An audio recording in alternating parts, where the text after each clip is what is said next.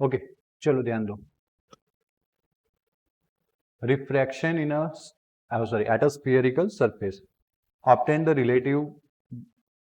the relative between object, relation आएगा actually भी, relations between the object distance, image distance in terms of the refractive index of medium and radius of curvature, spherically curved surface. Okay, एक स्फीयरिकली curved surface है, उसके लिए हमें relation obtain करना है between the object distance, image distance and refractive index, that is again known as mirror formula, sorry यहाँ पे spherical surface है तो लेंस फॉर्मूला बोलेंगे।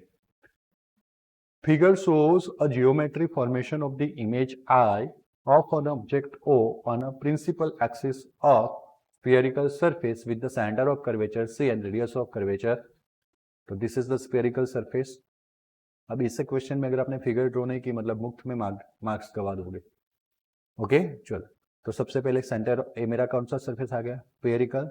ए मेरी कौन सी एक्सिस आ गई, प्रिंसिपल एक्सिस। मैंने यहाँ पे ओ करके ऑब्जेक्ट रखा है, एक ऑब्जेक्ट ओ रखा है जो कितने डिस्टेंस पे स्फेरिकल सरफेस से, यू डिस्टेंस पे है। अब मानो कि मैंने यहाँ से कोई रे ऑफ इंसिडेंट ले लिया जो यहाँ पे एंड पॉइंट पे टकरा रहा है या ना। तो ए मेरा क्या हो गया, सेंटर ऑफ कर्वेचर के साथ नॉर्मल हो गया, point on the spherical surface and center of curvature line joining these two point is not considered as a normal. So this is my incident angle, this is my refracted ray जो कौन से point पे जा रहा है I, this is my refraction angle. Okay, एक रे सीधा नॉर्मल की ओर जा रहा है तो वो सीधा का सीधा पास होगा आफ्टर रिफ्रैक्शन दिस बोथ रे meeting at which point, that is the image. And mirror sorry spherical surface से इमेज का डिस्टेंस कितना है, एंड स्फेरिकल सरफेस से सेंटर ऑफ कर्वेचर का डिस्टेंस कितना है r. This is the medium n2, this is medium. Clear हुआ, पूरी फिगर समझ में आ गई। अब आप वही लिख के समझाओ कि the rays are incident from medium of refractive index n1 to n1 to n2, another refractive index n2. nm will be taken to be nearly equals to the length of perpendicular from the point n to principal. Okay, एक curvature surface को ध्यान में नहीं लेना है जो हम बार बार नहीं लेते, इसलिए हम क्या करते हैं एक परपेंडिकुलर ध्यान में लेते हैं, और वो परपेंडिकुलर कौन सा है, NM. Okay, for the very small angles जब पैरेक्शियल रे यूज करते हैं तो हम प्रिंसिपल एक्सिस के नजदीक वाले रे यूज करते हैं, एंड दैट्स व्हाई हम स्मॉल एंगल्स कंसिडर करते हैं। तो हम टेंजेंट लेने वाले कौन से एंगल का, एन ओ एम। इस एंगल का टेंजेंट लूँ तो अपोजिट साइड कौन सा आएगा, एन एम बोलो एम एन बोलो, सही है ना, और ओ एम आएगा कि नहीं। वैसे यहाँ तक का डिस्टेंस ही यू है, लेकिन थोड़ा आगे चले जाएंगे एम तक तो भी यू ही लेंगे हम। हाँ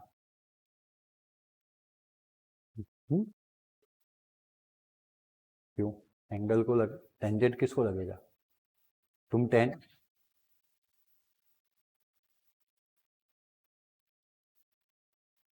थीटा लिखता है तू, तो थीटा क्या है, एंगल है। तो फिर हमने थीटा नहीं लिखा, उसके यहाँ पे क्या लिखा, एंगल लिखा। हाँ, एंगल एनओएम, और नाम के साथ सिंबल भी जरूरी। हाँ, तुम ऐसा कर सकते हो कि टेक थीटा ओवर हियर, फिर ऐसा लिख सकते हो कि N O M equals to theta, और फिर तुम ये एन ओ एम ना लिखो थीटा लिखो तो भी चलेगा, बट ऐसा कौन करेगा, इसीलिए हम एन ओ एम लिए तो एंगल भी बता दिया। टेन के बाद क्या लिखते हैं हम ऑलवेज, टेन साइन कॉस, ये सब के बाद एंगल आता है, क्या आता है, एंगल आता है। गॉट इट, चलो। So N M will be the sorry ten N O M equals to N M अपन ओ एम, है ना। और हमें पता है कि स्मॉल एंगल्स के लिए tan theta is approximately theta, that's why angle N O M direct लिखना है तो लिख सकते हैं। Okay, that's why that is M N upon O M, implies कर देंगे यहाँ पे approximately N O M equals to M N upon O M. Now tan N C M क्या होगा, यहाँ पे जान दीजिएगा, एन सी एम ये वाला एंगल है, उसका अपोजिट साइड कौन सा होगा, N M, N M C. Clear है, एम एन या एम सी। अब इसमें भी अगर एंगल स्मॉल है तो हम अप्रोक्सीमेटली टेन थीटा को क्या ले सकते हैं, थीटा ओनली। बात clear. Likewise N I M, you can see N I M ये वाला एंगल है, तो उसमें भी ऑपोजिट साइड पर कौन सा है, N M, and adjacent side कौन सा है, M I. Clear. In short आपने जो तीन ट्राइंगल बनाए थे, एक दो तीन, या तो फिर आपको जिसके बीच का रिलेशन ढूंढना था वो यू वी एंड आर वो वाले ट्राइंगल ले लिए। कैसे याद रहेगा कि आपको जिसके बीच का रिलेशन ढूंढना था यू वी आर उनके आपने क्या लिए ट्राइंगल ले लिए। बात क्लियर। सब में कॉमन साइड कौन रहेगा एन एम। देखो सब में आ रहा है एन एम। फिर यू में कौन आया ओ एम, आर में कौन आया M C and I V में कौन आया एम आई या आई एम। चलेगा आया ना। ओके नाउ एनओसी ट्राइंगल को देखें अगर हम शांति से तो वेर इज दैट। तो over here this is NOC triangle. ये एनओसी ट्राइंगल है आया ना।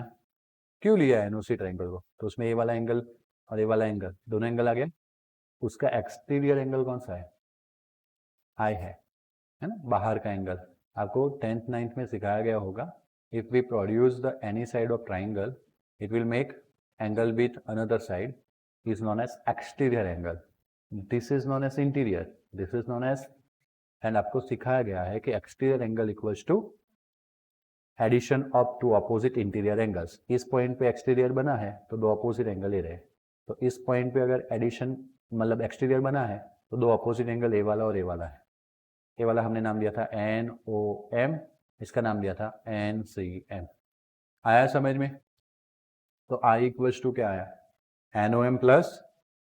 अब NOM को हम डायरेक्टली क्या बोल सकते हैं आ गया NCM को क्या बोल सकते हैं क्लियर है आया ना। सिमिलरली NCI कौन सा ट्राइंगल NCI। NCI में यहाँ पे देखिएगा NCI तो यहाँ पे एक एंगल आपका कौन सा आ रहा है R, दूसरा एंगल ये वाला हमने लिया था वो NIM लिया था क्या नहीं। तो एक्सटीरियर कौन सा बन रहा है NCM। ये वाला एक्सटीरियर बन रहा है ट्राइंगल ऐसे फॉर्म हुआ देखा।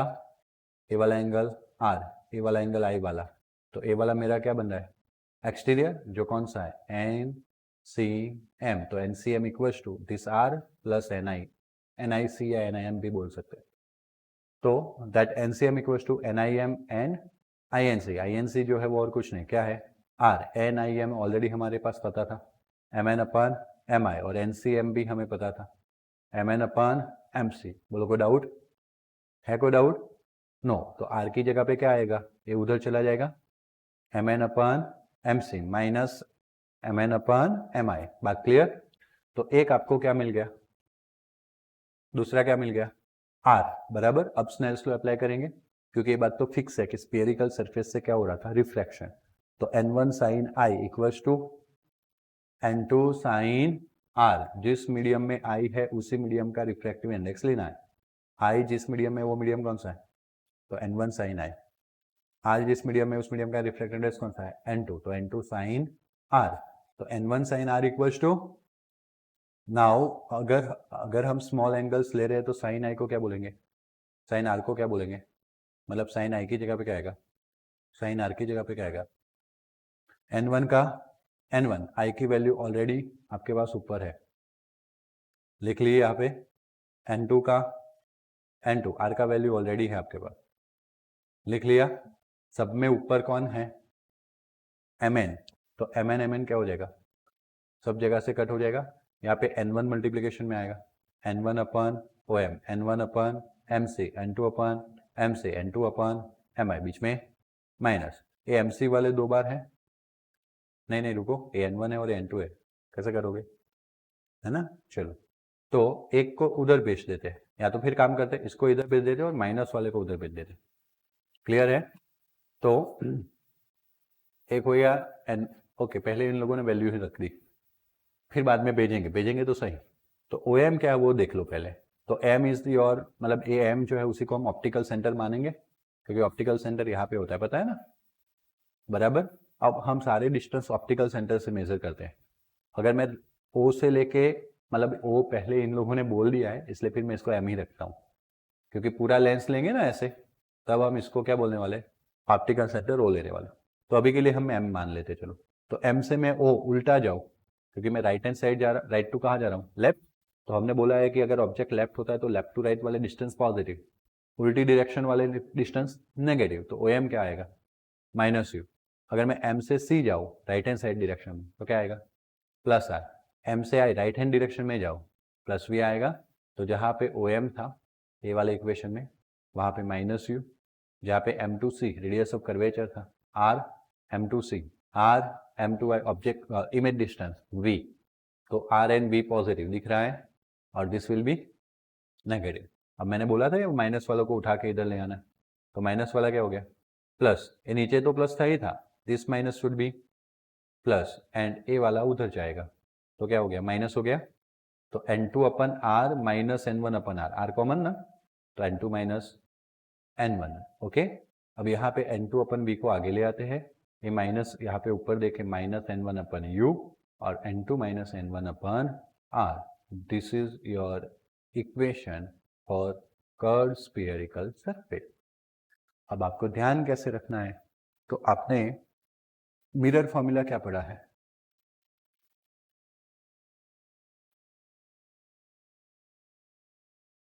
एफ पढ़ा है ना, है ना। यहाँ पे क्या आ रहा है लेंस में 1/v minus 1/u equals to, ऐसा कुछ पढ़ा है आपने, पढ़ा है कि नहीं, ओके। वैसा ही फॉर्मूला एक ही स्फीयरिकल सरफेस के लिए आया है, दो स्फीयरिकल सरफेस के लिए नहीं आया।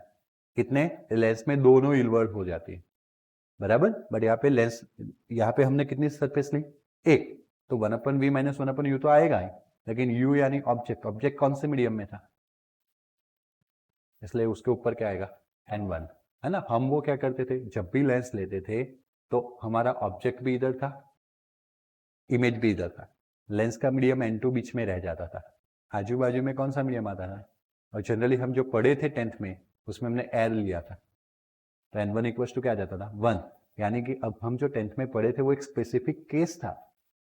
जनरलाइजेशन, जनरलाइजेशन तो अब पढ़े कि अगर हमें कोई और वाटर मीडियम है तो क्या करना है, तो 1/v minus 1/u equals to 1/m direct नहीं यूज होगा वाटर मीडियम में, आया समझ में, आया ना।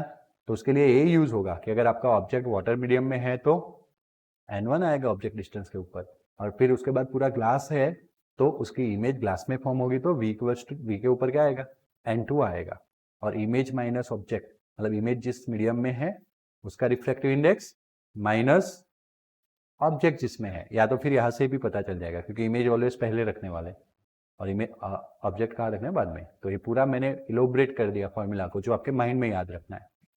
कुछ चीज़ों में समझाता हूँ माइंड में याद रखनी और लिखनी नहीं है, लिखनी नहीं है, लिखने के लिए याद रखना है, आया समझ में, बोलो कोई डाउट। अब रियल में रिफ्रैक्शन बाय क्या समझ लेते हैं, लेंस समझ लेते हैं।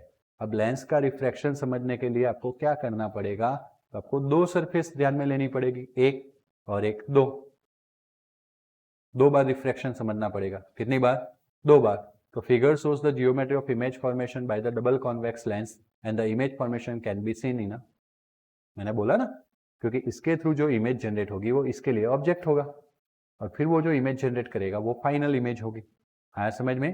देखो आपको ऐसा ही चाहिए ना, but for that you have to consider two case, ABO surface, sorry ABC surface, ADC surface, बात क्लियर। तो the first refracting from the refracting surface forms image I1 of object O as shown in the figure, और ये नई figure नहीं है, जो हमने पीछे देखा वही केस है, यस और नो। अब दूसरी जो है कि this image I1 act as a virtual object for second surface and that forms image at I point, तो ये I1 जो है उसमें से रे जाएगा, ओके या तो फिर ये जो रे आगे जाके I1 में मिल रहा था ना, वही I1 रे ये एक्चुअली में है ना, दिस I1 इमेज और वर्चुअल इमेज, क्योंकि हमें तो दो सरफेस रख दी तो फाइनली हमें I ही मिलने वाला है, लेकिन हम सब ऐसा सोच रहे दिमाग में कि अगर एक ही सरफेस होता तो हमें कौन सा इमेज मिलता, I1, तो वो एक्ट करेगा एज अ व्हाट, ऑब्जेक्ट, और उससे कुछ आगे आपको कौन सा इमेज देगा, I इमेज देगा, बात क्लियर। पहली सरफेस का सेंटर ऑफ कर्वेचर जो है वो C1 है, ओके, तो उसका रेडियस क्या हो गया R1, दूसरी सरफेस जो है उसका सेंटर ऑफ कर्वेचर C2 है, तो उसका रेडियस क्या हो गया, this R1 R2 majority cases same, but maybe there is a special cases in which R1 and R2 does not same, not equal, clear है। ऐसा भी हो सकता है। चलो अब हम फाइनली देखते तो ऑब्जेक्ट ऐसा होता, ये 2 बार रिफ्लेक्शन होता, यहाँ पे फिर यहाँ पे आई पे जाता, और ये तो सीधा नॉर्मल है तो सीधा ही जाता, तो हमें कहाँ मिलता, आई पे हमें इमेज मिलता। तो ऑब्जेक्ट डिस्टेंस वाला कितना u, इमेज डिस्टेंस कितना हुआ v हुआ। बात क्लियर है या ना? ओके अब देखो हम जो फॉर्मूला डिराइव किए थे ना स्फेरिकल सरफेस के लिए, उसको 2 बार अप्लाई करेंगे। कितनी बार अप्लाई करेंगे? 2। सबसे पहले कौन से सरफेस के लिए? एबीसी, और एबीसी वाला सरफेस ऐसा कुछ था, ऑब्जेक्ट आपका यहाँ पे N1 मीडियम में था, यस और नो, और आपका इमेज I1 कौन से मीडियम में मिलने वाला था? N2 मीडियम में मिलने वाला था। तो N1 अपन object distance OB, okay OB लिया है, इसको B सरफेस लिया है, और ये पॉइंट को क्या लिया है? O। ऑब्जेक्ट डिस्टेंस हुआ कि नहीं? OB, और इमेज डिस्टेंस B से कहाँ तक आएगा? I1 कहाँ तक आएगा? तो देखो B से I1 आ गया, और यहाँ पे R आता था, याद आ रहा है? तो उसका सेंटर ऑफ कर्वेचर जो है वो B से लेके कहाँ तक है? C1 तक। बोलो कोई डाउट इस सरफेस, इस एरिया इसमें नहीं है। Similar procedure applied for the interferences ADC। अब वापस ADC में हमें सिमिलर चीज अप्लाई करनी है। चलो अब उसमें मेरा ऑब्जेक्ट जो है, ऑब्जेक्ट ये रहा I1, जिसका D से कितना डिस्टेंस है? I1, तो DI1 होगा, जो कौन से मीडियम में होगा? ऑब्जेक्ट N2, क्योंकि N1 का इमेज N2 में फॉर्म हुआ था, तो N2 में ऑब्जेक्ट बनेगा। अब वापस इमेज कहाँ जाएगा? N1 में, लेंस के दूसरे साइड। लेंस के कौन से साइड चले जाएगा? दूसरे साइड। आया समझ में? चलो तो N2 में है फॉर्म, ये क्या आया? DI1 माइनस क्यू है, वो अभी बाद में देखेंगे। दूसरी बात प्लस, कुछ गलत नहीं लग रहा है? हाँ कुछ गलत लग रहा है, हाँ मैं वही समझा रहा हूँ। आपको गलत लगेगा due to this minus, yes और नो? बट रियल में अगर आप सोचो ना, तो अभी तक हमने यही फॉर्मूला लिखा है। अगर इसमें मैं आपको बताऊं तो ये N1 upon OM plus N2 upon MI equals to N2 minus N1 upon MC, ऐसा ही फॉर्मूला होगा ना? ये माइनस MI जो है वो प्लस MI में कन्वर्ट हुआ, इधर जाके बोलो N1 उधर जाके क्या हुआ? N2 minus N1 upon MC हुआ। तो अभी हमने साइन कन्वेंशन जो थी, साइन कन्वेंशन सिस्टम जो थी, वो हमने यूज की नहीं है। वो यूज करने के बाद वहां पे minus U plus R plus V आया था, याद आया? अभी तो हम ये वाला बीच वाला फॉर्मूला उठा रहे हैं ना। देखो हमने जब ABC के लिए अप्लाई किया ना, तो भी हमने UV नहीं लिया, क्या लगाया हमने? OB, BI1, BC1, that's why हमें यहाँ पे क्या दिखने मिल रहा है? प्लस। बात क्लियर? तो उसके अकॉर्डिंगली यहाँ पे भी तो क्या आना चाहिए? प्लस आना चाहिए। क्या आना चाहिए? प्लस, बराबर। बट ऐसा हुआ नहीं। ओके अब कैसे वो समझा रहा हूं मैं। ए आपका कौन सा सरफेस था? ABC, जिसमें मैंने ऑब्जेक्ट O रखा था और इमेज क्या मिला था? I1। ऑब्जेक्ट मैंने कहा रखा था? N1। इमेज कहाँ मिला था? उस तरह से सेट भी हो रहा है। देखो B यहाँ पे है, तो B से लेके O का डिस्टेंस, ऑब्जेक्ट डिस्टेंस OB आया, उसके साथ N1।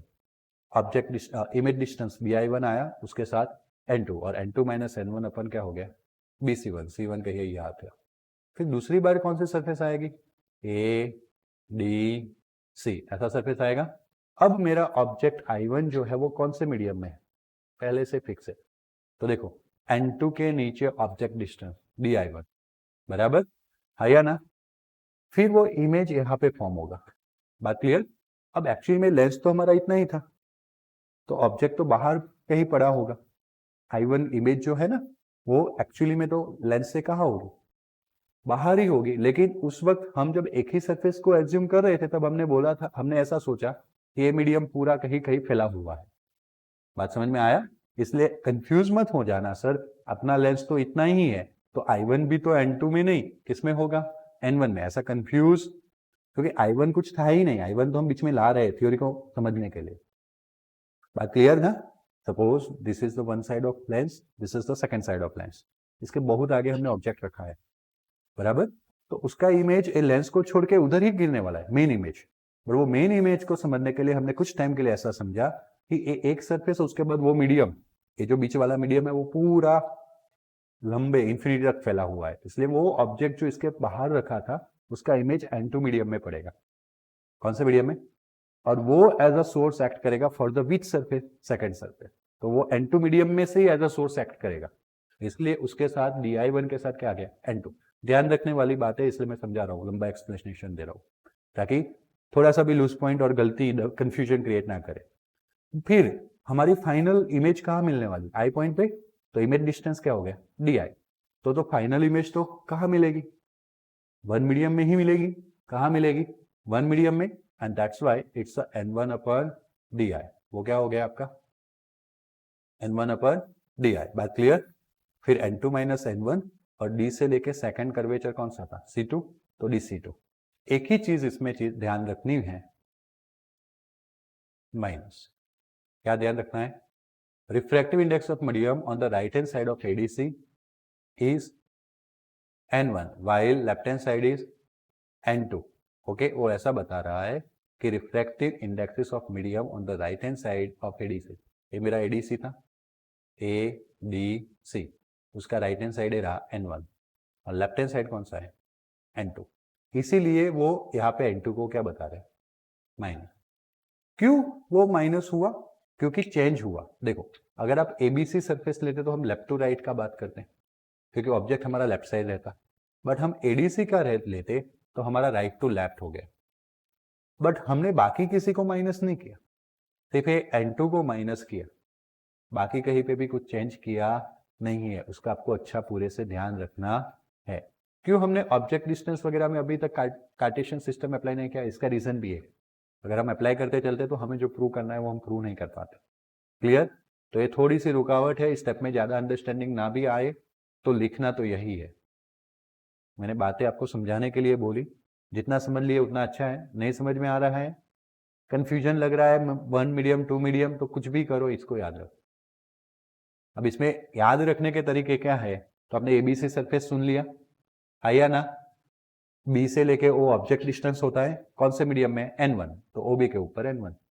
B से I इमेज हो गया, कौन से मीडियम में इमेज फॉर्म होगा? N2। यहाँ पे तो N2 माइनस N1 है ही, और R के लिए B से ले से C1।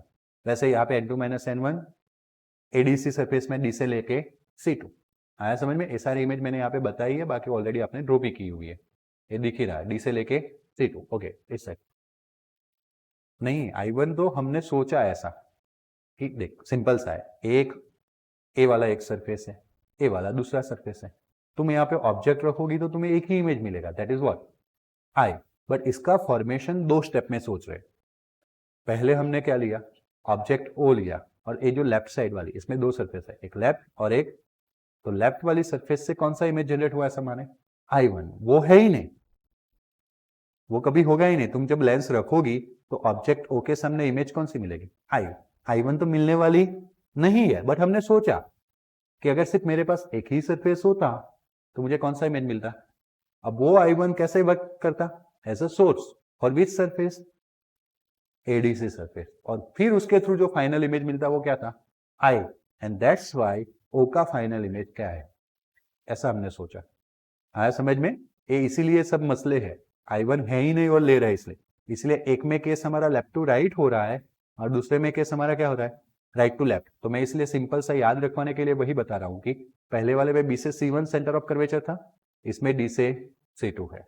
आया समझ में? हाँ, ऑब्जेक्ट डिस्टेंस, ऑब्जेक्ट का मीडियम, इमेज डिस्टेंस, इमेज का मीडियम, यहाँ पे भी वही फॉलो होगा। Image distance, sorry, object distance, object का मीडियम, इमेज डिस्टेंस, इमेज का मीडियम, बराबर। और ये चीज आपको बिल्कुल याद रखनी है, पहले ऑब्जेक्ट N1 में था, पहले सरफेस से इमेज कहाँ मिला? सेकंड मीडियम में, फिर ऑब्जेक्ट सेकंड मीडियम में हो गया, अब फाइनल इमेज कहाँ मिलेगी? N1 मीडियम में। बात क्लियर हुई? और ये जो है वो राइट टू लेफ्ट केस हुआ, उसकी वजह से आपको उसके रिफ्रैक्टिव इंडेक्स को क्या बताना है? माइनस बताना है। बात क्लियर? आइए ना। अब अगर थिन लेंस यूज कर रहे, क्या यूज कर रहे? थिन लेंस, तो अगर I1 यहाँ पे कहीं मिलता सपोज, तो B1 से I1 एंड D1 से I1 सेम मान लेते, क्योंकि थिन लेंस मतलब BD का पोर्शन हो सके उतना कम, तो BD का जो डिफरेंस आता है उसको हम निग्लेजेबल मान लेते हैं। इसलिए B1 I1 sorry B2 I1 and D2 I1 क्या होना चाहिए? सेम होना चाहिए। और इसीलिए A प्लस है और इसको भी नेगेटिव बनाना है ताकि कट हो जाए। दूसरा हिंट, याद रखने के लिए।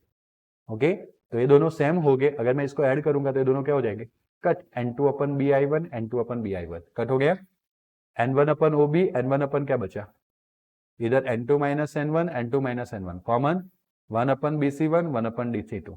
बात क्लियर, यस और no? Okay, this is your main formula, but अभी धीरे करके मेन फॉर्मूला पे जाएंगे। तो अब एक कंडीशन लगा लेते हैं। अब देखो इसमें आपको यही दिखेगा, ओ ऑब्जेक्ट दिख रहा है, बी एंड डी जो सरफेस के पॉइंट्स थे वो दिख रहे हैं बी एंड डी।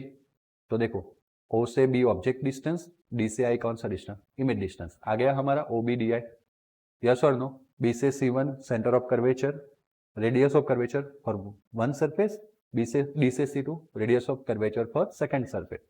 अब अगर हम ऑब्जेक्ट को कहाँ ले जाते हैं, इन्फिनिटी, तो हमें पता है कि जो इमेज है वो फोकल पॉइंट पे, फोकल लेंथ पे गिरेगी। तो मैंने ऑब्जेक्ट डिस्टेंस OB को क्या ले लिया, तो DI को क्या ले लिया, F। तो ए कैंसिल हो गया, 1 अपन इन्फिनिटी 0 हो जाता है, 1 अपन इन्फिनिटी क्या होता है, 0, 0 प्लस समथिंग वही रहेगा जो जिसके अंदर हम 0 ऐड कर रहे हैं, तो that is what, N2 upon F।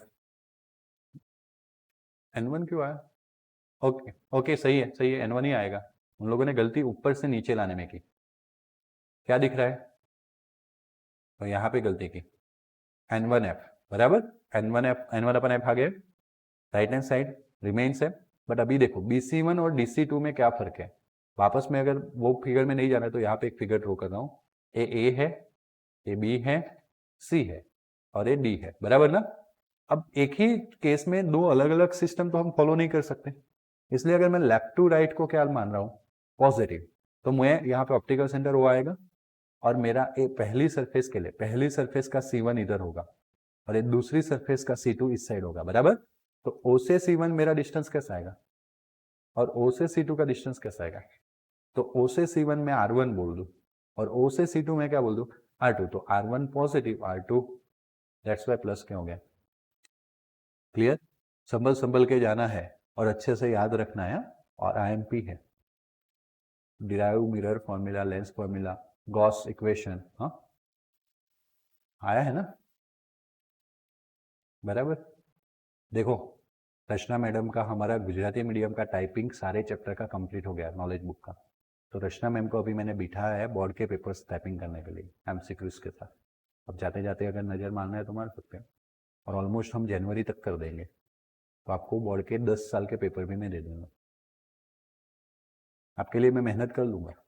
But आप कितना मेहनत कर सकते हो, देखो मैंने क्या बोला, ये इतना बड़ा कुआं है, अब इसमें जितनी छलांग मारो उतनी कम है, बट बार बार छलांग मारने में एक ही चीज़ें निकल के आएगी, ऐसा नहीं है कि नया कुछ निकल के आएगा। आप मेरे पेपर करोगे, आप दुनिया का किसी भी पेपर करोगे, आपको मिलेगा तो वही कंटेंट जो बुक में है। आपको कभी डाउट नहीं जाता कि सर इतने डैम श्योर क्यों है उनके पेपर्स को लेकर, वो तो तब डाउट नहीं करोगे जब आप 25 के 15 के 15 पेपर लिख लोगे, पूरी बुक आ गई।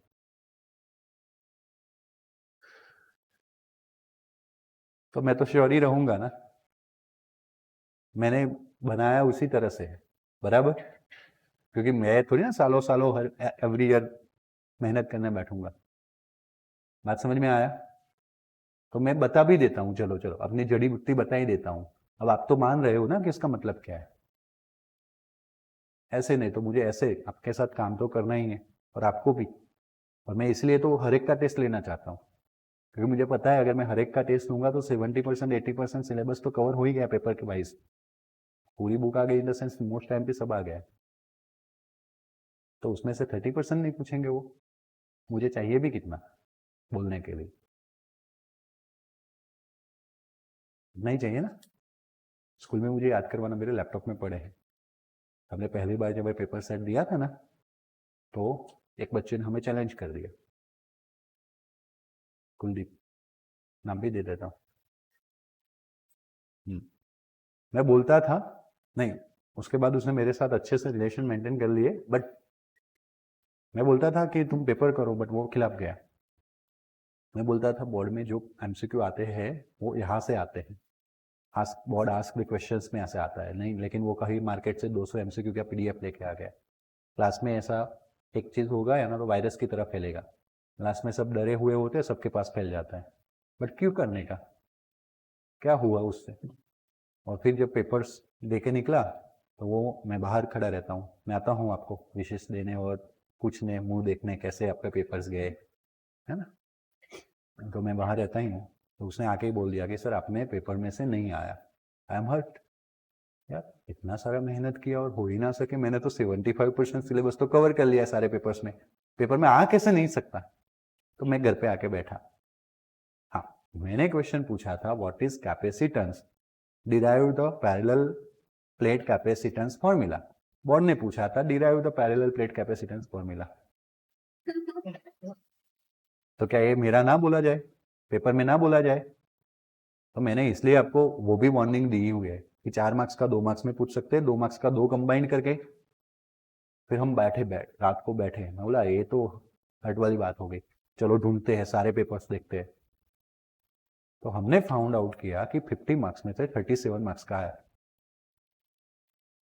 सेक्शन बी की गारंटी हमने ली थी, सेम 10th वाले, उनका 42 मार्क्स का आया था। उस दिन की मेरी स्टोरी ही चल रही थी, पीपीटी बना के डाला था, फिर एक का नहीं बैठे, सब पेपर्स का देखा कितना आता है कितना आता है।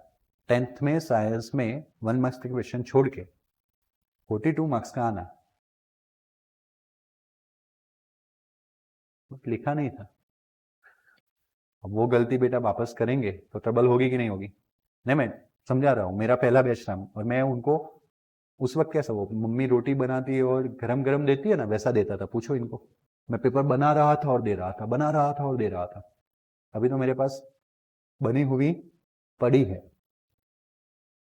तो इसलिए तो मैंने आपको दीपावली में दे दिया, बराबर। तो यही आएगा, आपने पूरी बुक छान मारी होगी तो आपको सब जगह वही दिखा होगा, मार्च 2020, मार्च 2021, है ना। वो भी दर्पण वाला भी क्वेश्चन चेंज नहीं करेगा, उसने कैपेसिटेंस वाले में लिख दिया होगा मार्च, वही जो 4 मार्क्स का क्वेश्चन उसने पूछा है ना, उसी में लिख दिया होगा कि मार्च 2020। आया समझ में। या कभी बीच में से पूछता है तो छोटा सा क्वेश्चन डाल के लिख देता था, तो वो पूरा नया नहीं छापने बैठेगा, वो उसमें ही डालता जाएगा। उसने पूरा कंटेंट टेक्स्ट बुक छाप दिया है, फिर वापस बार बार उसको प्रिंट करके क्या करेगा। तो प्लीज अंडरस्टैंड करो, उसको ब्रॉड कर लो, बराबर। और आईएमपी है इसलिए अच्छे से इस थ्योरी को भी याद रखना है। बोलो कोई डाउट।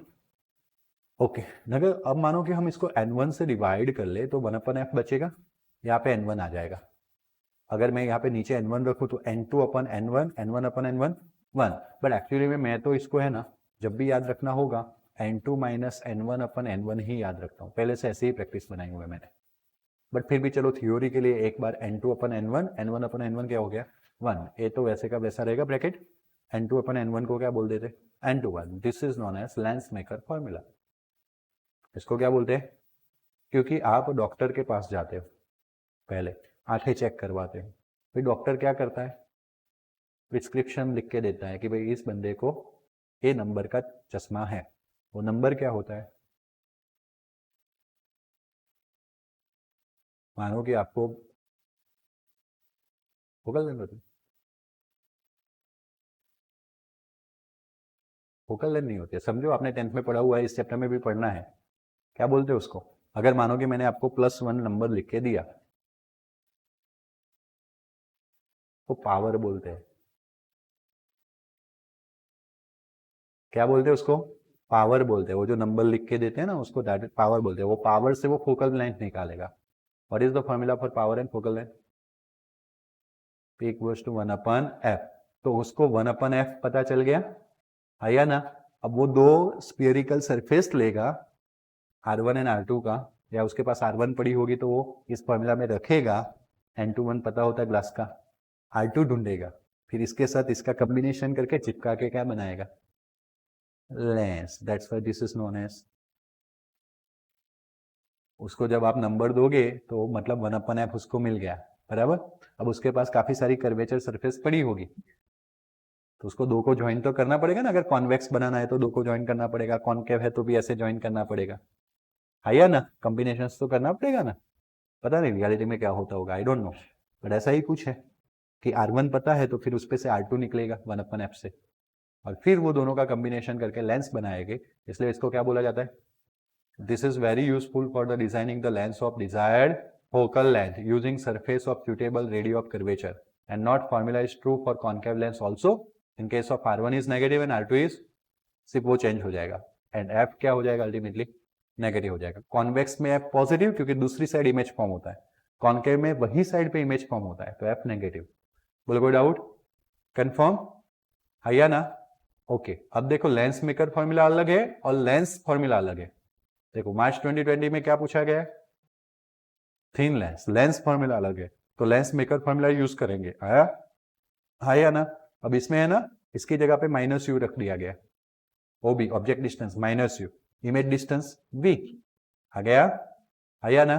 फिर n1 से डिवाइड कर लिया, कर लिया, n21 -1 हो गया एंड फिर ये तो हमने किया ही किया बट हमने ए भी पढ़ लिया था पहले, lens maker formula 1/f = n21 -1 1/r1 - 1/r2। अब ये दोनों को अगर कंपेयर करें तो राइट हैंड साइड क्या है तो लेफ्ट हैंड साइड भी क्या होगा, मतलब 1/v - 1/u = क्या निकल गया 1/f। आया समझ में? Here the distance are as per the sign conventions and this equation is true for all real and virtual images of convex and okay then see you in the next lecture. Goodbye, take care, thank you.